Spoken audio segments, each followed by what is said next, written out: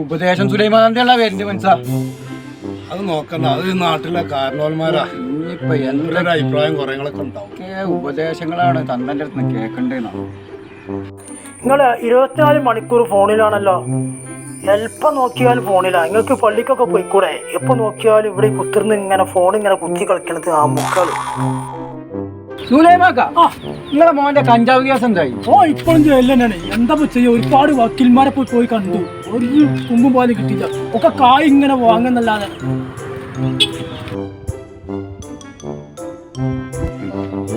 മൂപ്പര മോനെ കഞ്ചാവ് കേസ് കുടുങ്ങിയിട്ട് ജയിലിലാണ്.